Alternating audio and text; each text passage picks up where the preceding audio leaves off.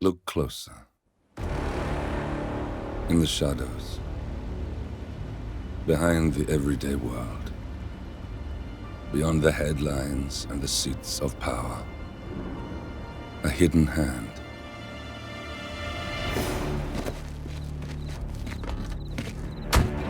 A kind of company known as Providence.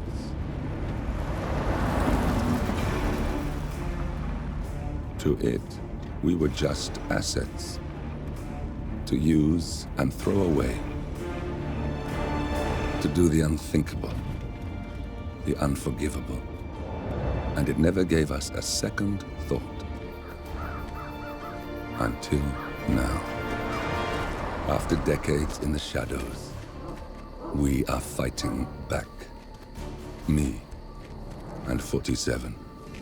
Much has been lost, but we are closer than ever. We trapped the Constant, Providence's chief controller, and finally learnt the names of its 3 partners. In their downfall, we lay the past to rest. And, just maybe, look towards the future. 47. It's time.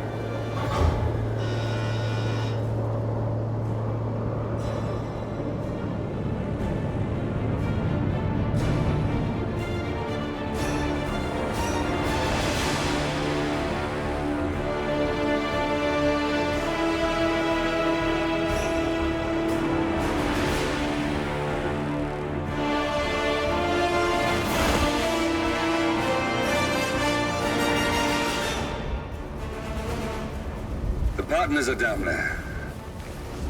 You know, I never planned this far ahead. You never do. I see someone got his memory back. Wait, is that a beacon?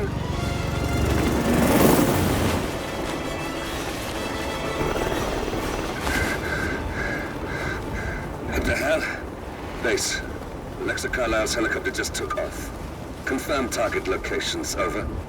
Diana, what's the status? Right. We have a situation. Carlisle has left the building. And I think I know why. The Constant has escaped. He persuaded one of the sailors into setting him free. And since then, he's been seizing control of Providence assets and resources. I can only assume Carlisle is rushing to contain the damage. If she slips away again... We'll keep track of her. Make sure she doesn't. Meanwhile, the plan stays the same. Your destination is the Scepter, the world's tallest building where the partners are laying low, courtesy of their host, Sheikh Omar Al-Ghazali. Marcus Stuyvesant is 5th-generation old money. His family made its fortune in real estate and banking, and were at one point the chief landowners in New York. Carl Ingram is a powerful Washington kingmaker whose family grew rich selling gunpowder during the American Civil War, and later established a globe-spanning empire in oil, coal, and steel. Both families long since retreated from public view, but their quiet dominance endures to this day. Now, the partners likely suspect that we're coming, so Mr. Gray will infiltrate building controls and disable all electronic doors and elevators. Stuyvesant and Ingram are about to find they have nowhere left to run. Right. This is our moment, 47. Providence ruined our lives with the flick of a pen. Today, we return the favor. Happy hunting.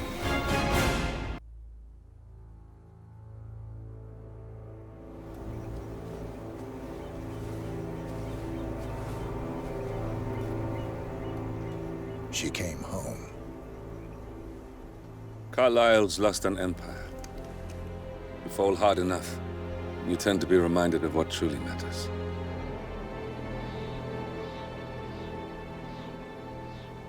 So, the end of the line. You ready for this? Are you? Who will you be, without a score to settle? I guess the world's most wanted fugitive will have to do.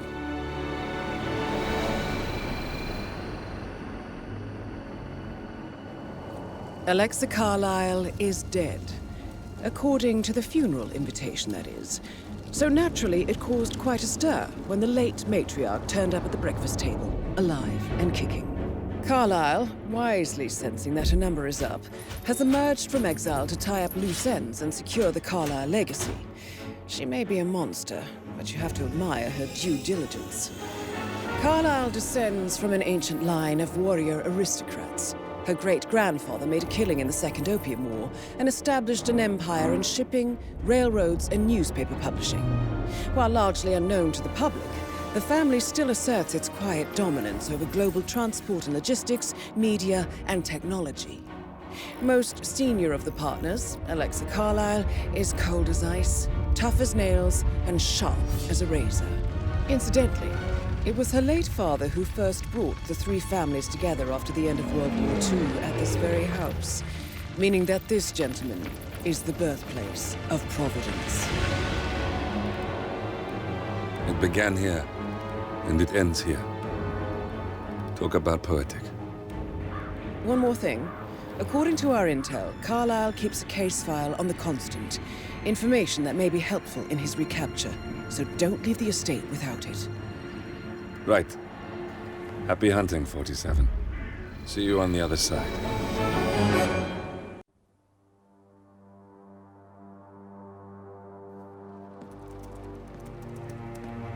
Look closer. I'm telling you, the file is trash. The Constant doesn't so much burn his bridges as blow them up. Arthur Edwards, whoever he was, don't exist anymore. His personal data somehow deletes itself from any system that records him, way beyond advanced. The partners spared no expense to make sure their controller would be untraceable. How untraceable?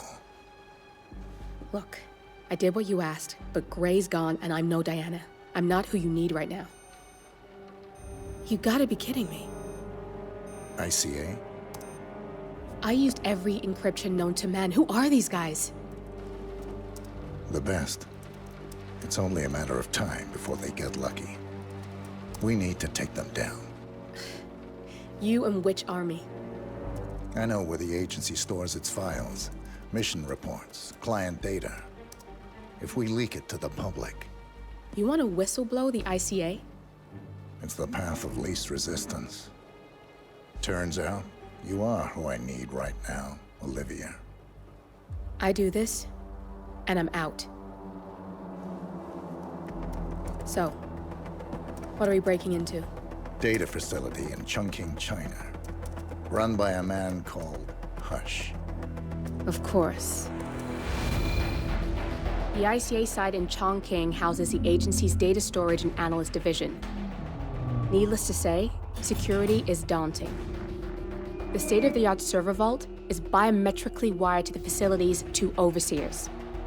Imogen Royce, behavioral analysis pioneer, and Hush, a data security guru with a taste for fringe transhuman experimentation. Tell me about Hush. A former cyber terrorist for the Ministry of State Security in Kadanyang, who fled his country after one of the Po regime's periodic purges. He made a career doing cybersecurity for dark web deplorables, human traffickers, organ harvesters, scum like him, with no code or conscience. ICA sure can pick 'em. No offense. Can you disable security? A dual authentication protocol ensures that any handling of data must be directly authorized by Hush and Royce. The proverbial human factor device to make the system impenetrable. Luckily, I found a loophole.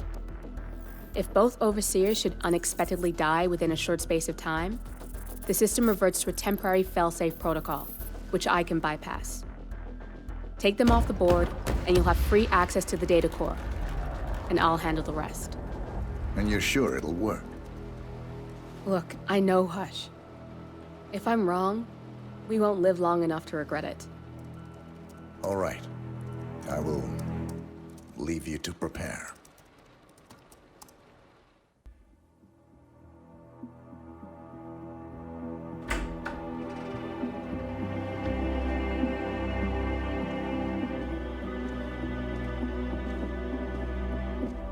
I found something. Buenos Aires International Airport this morning. Now watch this. Heralds. Trail ends at the airport, but turns out that a top Providence operative owns a vineyard in the area. Don Yates, of infamous New York law firm Morgan, Yates & Cohn. And get this, it's hosting his retirement party today. She's infiltrated them. She's sending a message. She needs my help. Could have fooled me. You don't know her. Anyway, if you're going after her, you'll need to deal with the Herald. Her name's Tamara Vidal, former CIA asset and political firebrand. She's a master of surveillance and the Constant's most trusted aide. She'll have eyes everywhere. You won't get far as long as she's in the game. Why are you telling me this? I thought you were out. Yeah. Old habits, I guess. Anyway, I need to go. See you around, 47. No, you won't.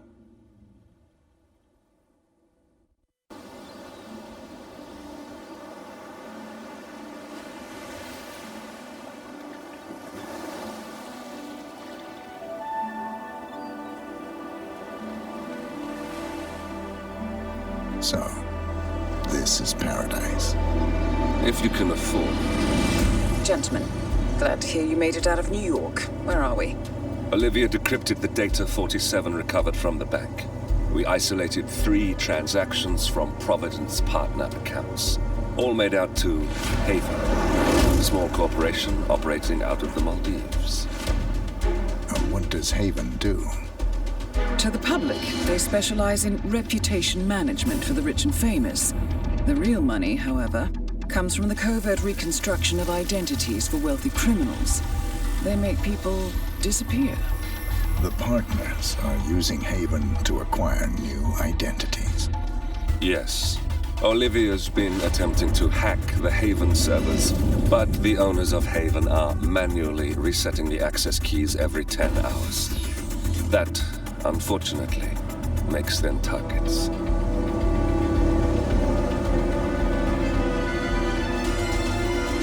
Haven Island is a true tropical paradise. Owned by the company's founder, Tyson Williams, the island is used by Haven as a combined headquarters and client entertainment center. Current and potential clients are ferried to the island and treated to the very best the Maldives have to offer. Michelin star chefs, a full massage spa, private huts, exercise facilities, and all the comforts of a luxury island resort are made available to them. 47. We'll be sending you in as a potential new client. We've put together a convincing cover story. You're Mr. Reaper, a thief for hire looking to disappear for a while. Your mission on the island is simple. You need to eliminate the 3 owners of Haven. Tyson Williams, founder and rumored tyrannical CEO of Haven. Ludmila Vetrova, a former confidence artist hired by Williams to serve as a client recruiter and handler. And Stephen Bradley, technical wizard and the brains behind Haven's proprietary software platform. With the owners gone, Olivia will be able to penetrate the Haven servers long enough for her to secure the new partner identities.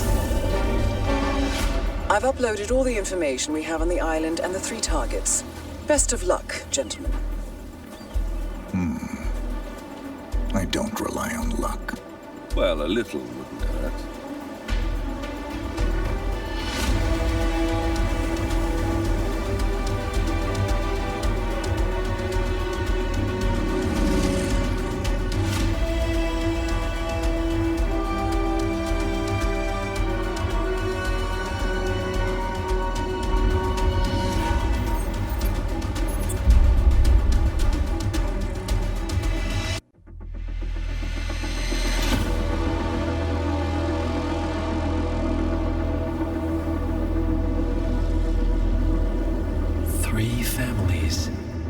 That's all it took. The Ingrams, the Carlyles, the Stuyvesants. Tell us everything about them.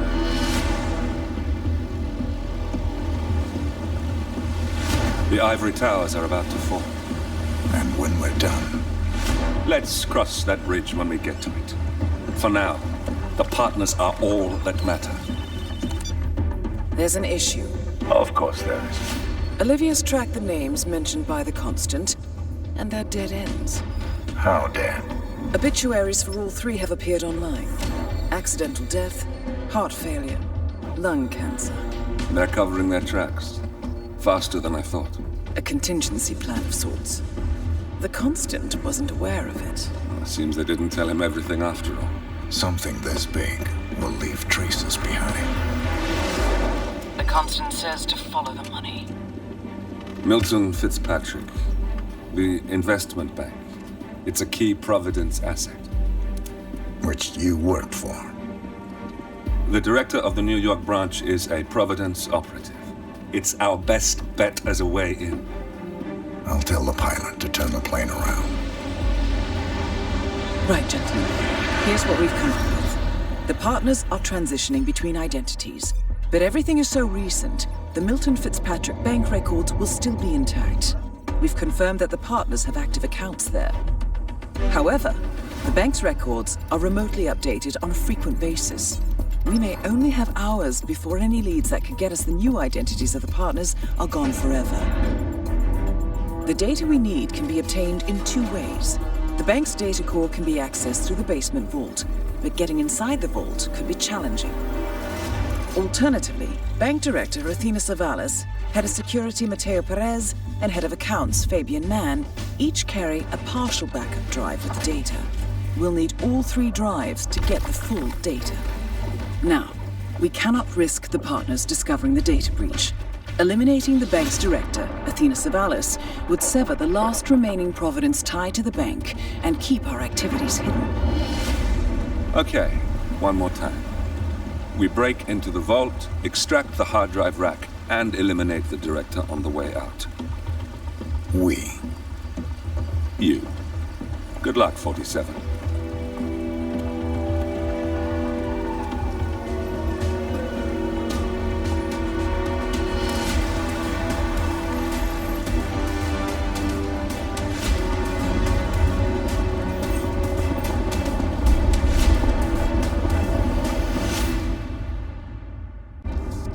Attention, gentlemen. Our source on the island just made a critical discovery. The Constant has a poison chip embedded in his neck. A failsafe, in case he's compromised. Damn it. We should have expected something like this. So, we subdue the Constant before he has time to react. Not that simple. The device is remote triggered, and during his stay on the island, 2 kill switches have been entrusted to twin sisters Zoe and Sophia Washington, 2 young, ambitious Providence operatives and newly appointed chairwomen of the Ark Society. Apparently, even the Constant is unaware of this arrangement. Right, change of plans. We divide and conquer. 47 takes out the Washingtons, while I figure out a way to get the Constant off the island. It'll be tight, but once we're back at the ship, we should be able to surgically remove the chip before the partners have time to react. 47? Tell me about the targets. I know them from the archive. Zoe and Sophia's father is president of a powerful conservative think tank, one of Providence's prime assets. The apples don't fall far from the tree. No saints either. According to ICA files, the twins are pampered socialites who get their kicks from treasure hunting. Commanding a band of trigger-happy mercenaries, Zoe and Sophia prowl the world in search for ancient relics. With little regard for local culture or even human life, they stop at nothing to claim their prize. Well, collateral damage they may be, but safe to say, they have it coming. Gentlemen, let's go over the plan. The first Constant is none other than Janus, the legendary Cold War spy master, a KGB senior officer and head of the 6th Column Special Branch at Lubyanka. Janus is a certified genius and expert of counterintelligence. He retired from the KGB in 1988 when he fell out of favor with the Kremlin and defected to the US. Shortly after, the Soviet Union collapsed. Now, it is unclear when Janus stepped down as the Constant, But since 2004, he has been a resident of a quiet community in suburban Vermont. Mr. Gray. Right. So here's the catch. As an elite KGB agent, Janus was trained to withstand interrogation and torture. No amount of pressure will force him to disclose information he doesn't want to. Instead, we will need to search his home for clues. But if Providence learns of our presence, the game is up. So we frame Janus, make Providence think he was the real Shadow client. Correct. I will file a false ICA report, claiming to have traced a number of calls from Janus's house to the Institute in Romania. The case will seem clear. Mr. Gray was only a figurehead.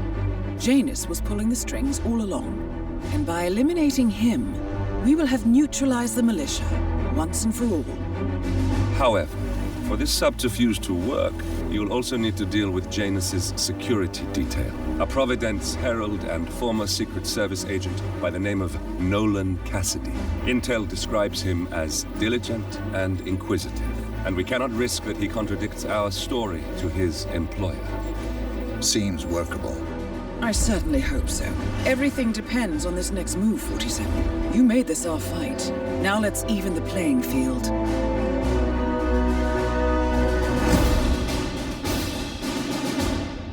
Good evening, 47. The militia has released a hostage tape, outing the existence of Providence to the world. This was a fatal mistake, and our analysts are tracing its origin as we speak. In the meantime, we have a lead on Lucas Gray's top lieutenant. Turns out the Delgado cartel's counterfeiting unit was creating fake IDs for the militia, and one operative in particular stands out, Wazir Kale, an infamous South China Sea pirate better known by his nom de guerre, the Maelstrom. The Maelstrom and his cutthroat band of outlaws were the scourge of the shipping industry in the post-recession years. But his reign of terror came to an end with the disastrous 2014 hijacking of the supertanker Francis King. Chinese elite forces stormed the ship, resulting in the deaths of a dozen sailors and most of the Maelstrom's crew. But Kale slipped away unseen. The Maelstrom's connection to Gray is unknown, but we believe it was he who carried out the audacious killing of a Providence CEO in Shanghai, along with two reactivated members of his old pirate gang, Vanya Shah, a shady figure in Mumbai's criminal underworld, and Dawood Rangan, the gang's old cashier turned dodgy movie producer. Shah, Rangan, and the Maelstrom form Lucas Gray's Eastern Cell. They are a crack strike team, and stopping them is our client's most pressing concern. Unfortunately, the elusive Maelstrom appears to have vanished into the seedy underbelly of Mumbai, the cradle of his criminal legend, and no one knows his whereabouts or what he currently looks like. So, a bandit queen, a showbiz charlatan, and one certifiable ghost. I shall leave you to prepare. Good morning, 47. Our Providence contact has shared the identity of the Shadow client, a former mercenary and bodyguard by the name of Lucas Gray. His past is a black void, but our analysts are digging deep. Meanwhile, we've had a breakthrough of our own. Comparing the militia's attack patterns with global shipping and transportation routes, we've figured out how Mr. Gray and his paramilitaries move around the world undetected. They're using the distribution network of the Delgado cartel, Colombia's biggest drug manufacturer. Clearly, Gray must have struck a deal with the Delgados. Consequently, if we can cripple the cartel, we can severely limit the militia's strike range. But to do so, we need to slay a three-headed serpent. Sociopathic cartel head Rico Delgado and his two closest lieutenants, PR guru Andrea Martinez and savant chemist Jorge Franco. With equal parts guts and guile, Rico Delgado runs a thriving billion-dollar criminal empire. The word is, the brutal and volatile cartel head is hell-bent on becoming the #1 drug lord in the world. To achieve this, Martinez, a childhood friend of Delgado's, has been buttering up state leaders and decision-makers, paving the way for an expansion of the Delgado logistics network, while the brilliant but aloof and antisocial Franco has been hard at work developing a new type of super cocaine. So, three of Colombia's most infamous crime lords inhabiting a decidedly hostile environment. I will leave you to prepare. Good afternoon, 47.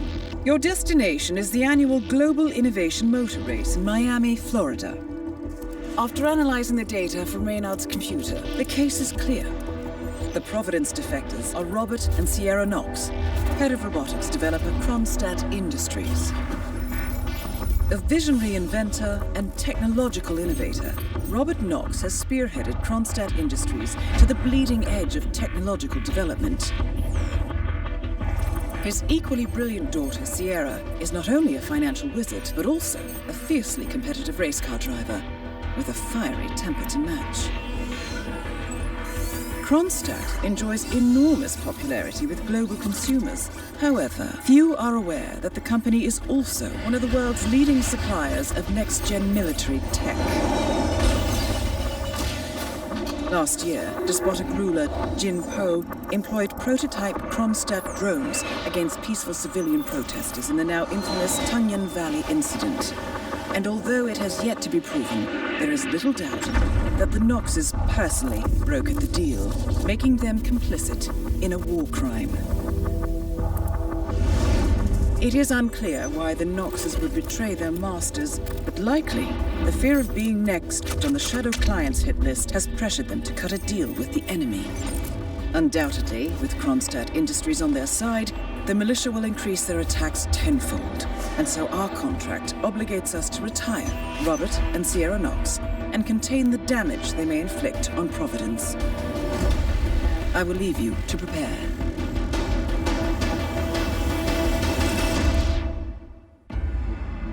Good morning, 47. The board has sanctioned Eric Soder's for termination. After Colorado, we did some digging into Soder's private affairs and discovered that he has been fast-tracked for critical heart surgery at the hyper-exclusive Gama Private Hospital in Hokkaido, Japan. Such a display of power has Providence written all over it. Soder's, who suffers from a rare condition known as situs inversus, where his internal organs are reversed, desperately needs a right-sided heart transplant and has clearly betrayed the ICA to get it. He was admitted last night and is currently being prepped for a 3-day surgery.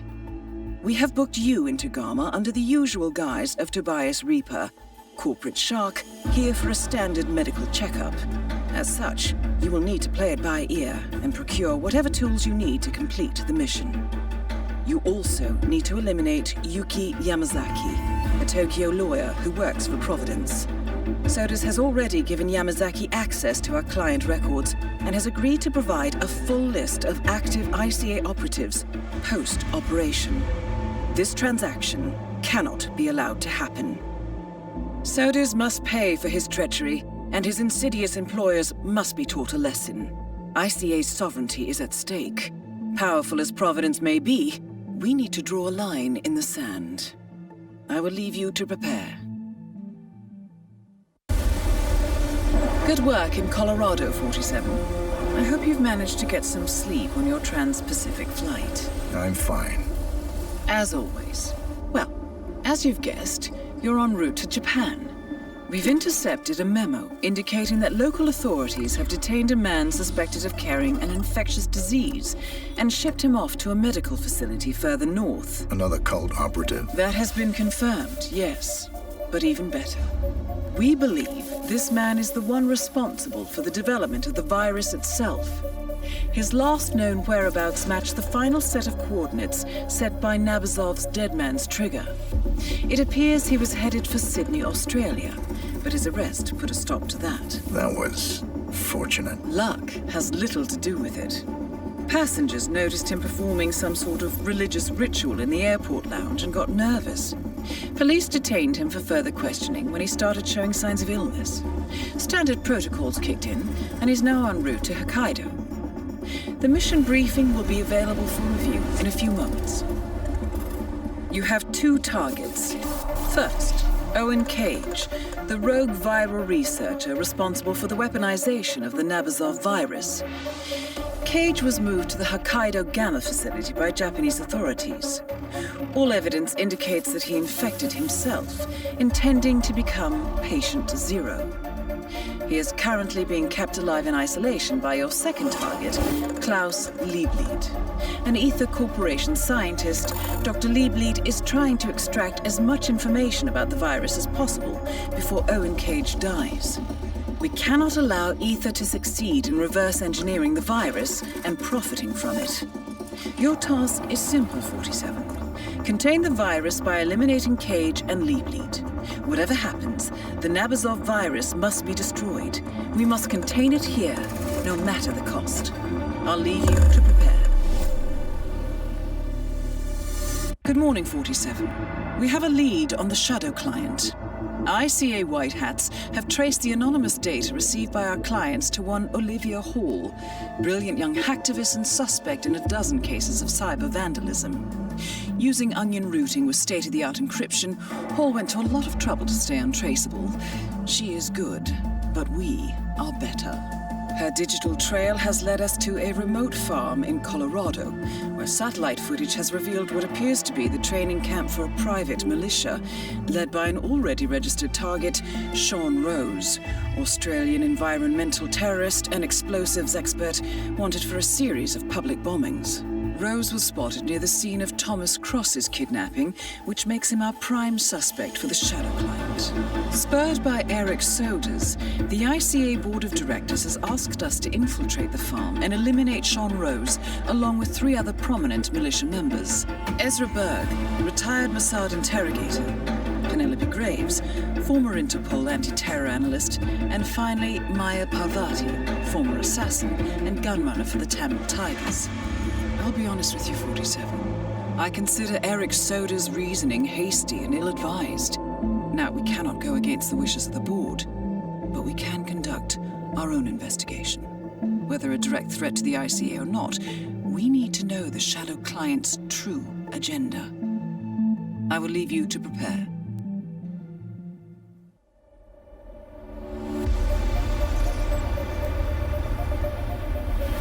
So, Colorado next.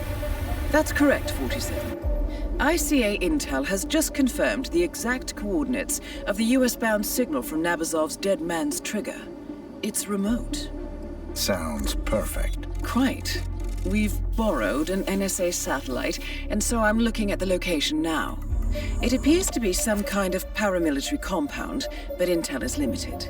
However, we do have a positive ID on another of Nabazov's disciples, a medical doctor with a live sample of the Nabazov virus. Small place for a dispersal. Maybe just a test. Or an act of desperation. We cannot allow this to spread, 47. I'm uploading a full briefing to your laptop. Review as soon as you can. All right, 47. Your primary target is medical doctor and radical cultist Bradley Payne. Intel confirms that Payne has already infected a number of unsuspecting militia operatives with the Nabazov virus. Initial examination of the virus show it to be incredibly infectious and utterly lethal. Fortunately, there is no indication that the virus has spread beyond the compound. However, in order to prevent any contagion, Payne must be eliminated, along with any infected mercenaries. To remove the risk of exposure to the virus, we're recommending you go long range for this one. I will be providing intel upon touchdown, identifying targets for you once you've set up your sniper nest. Good luck, 47.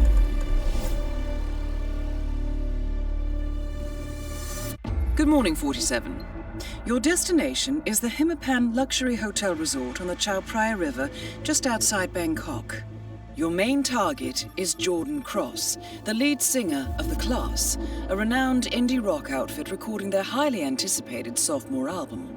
But this millennial poster boy harbors a dark secret. 1 year ago, promising young actress Hannah Highmore fell to her death from Cross's penthouse loft in Dumbo, New York.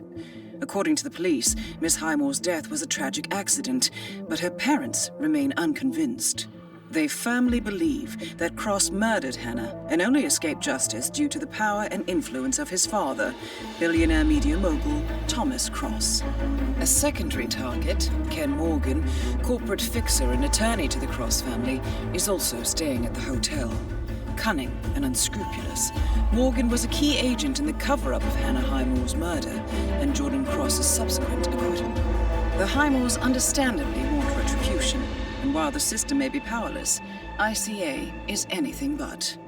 I will leave you to prepare. Welcome back, 47.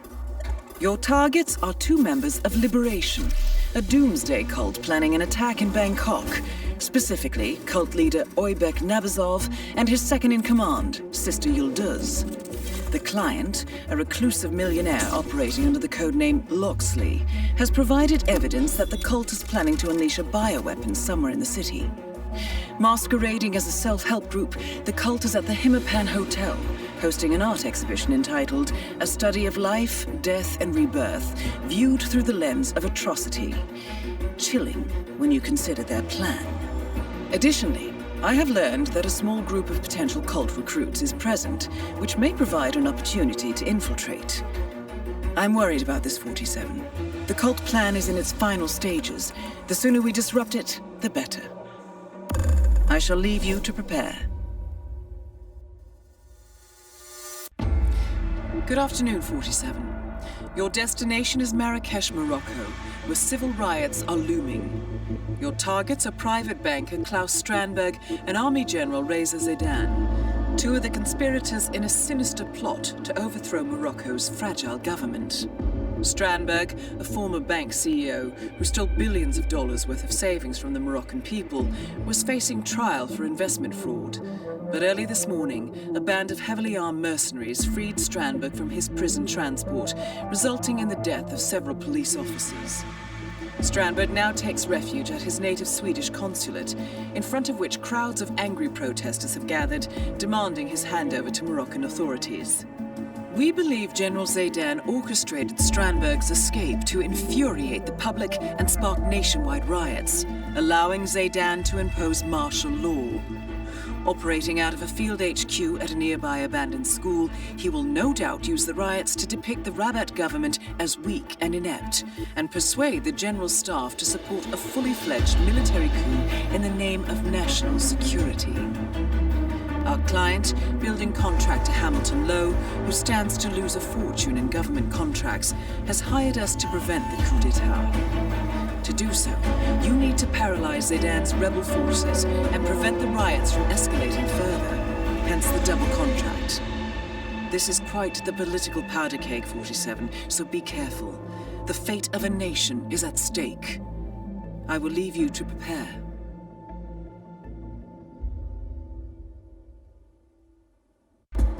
Good afternoon, 47. Your destination is Marrakesh, Morocco. Your targets, Kong Tuao Quang, head of a Chinese construction conglomerate, and Mathieu Mendola, chief architect at Tuao Quang's biggest rival, Hamilton Lowe. Mendola plans to double-cross his employer and leak non-disclosable company documents to Tuao Quang, including the confidential offer for a multi-billion-dollar real estate project. In response, Hamilton Lowe has requested that we eliminate both men and send their competition a clear message. Kong has rented a rooftop patio for the meeting, but the location is as of yet unclear. So track them and eliminate them, and reclaim the documents. Good luck, 47. Good morning, 47.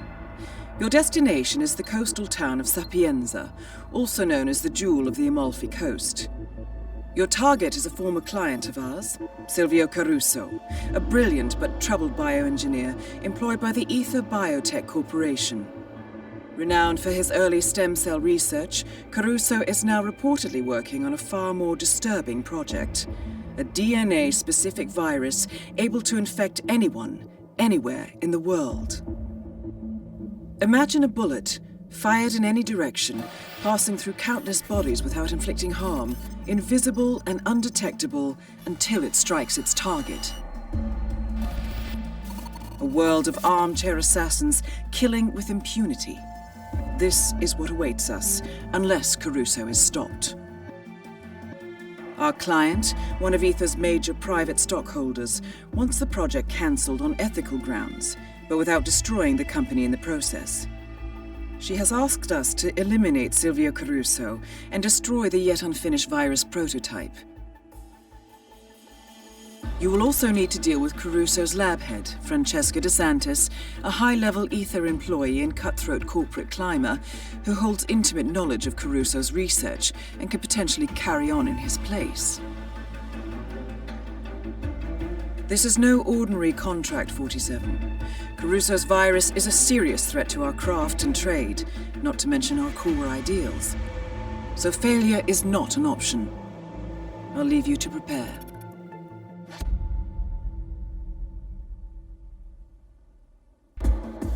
Good morning, 47. Your destination is the Italian coastal town of Sapienza, where our client, L'Avventura Pictures, is shooting a superhero epic based on the cult graphic novel, The Icon. Your target is Dino Bosco, the film's director and leading man. A washed-up character actor, Bosco sees The Icon as his big comeback. Unfortunately, his rampant perfectionism and complete disregard for the budget has left L'Avventura on the verge of bankruptcy. Still, he doggedly refuses to wrap the production. L'Avventura cannot fire Bosco without violating their contract. That is why they have asked us to retire him before the whole studio goes belly up. I will leave you to prepare. Good evening, 47. Your destination is Sapienza, Italy. Your target is Marco Abbiati, a wealthy businessman returning to his hometown to run for mayor. A snake-tongued, right-wing populist with mafia ties and money to burn, Abbiati is already comfortably ahead in the polls. However, beneath his silk suits, Abbiati is a callous thug, and organized crime is certain to follow in his wake. Our client, the renowned bioengineer Silvio Caruso, sees Abbiati as a threat, not just to his ancestral town, but the entire country, and he has asked us to dispose of this would-be patrician. I will leave you to prepare.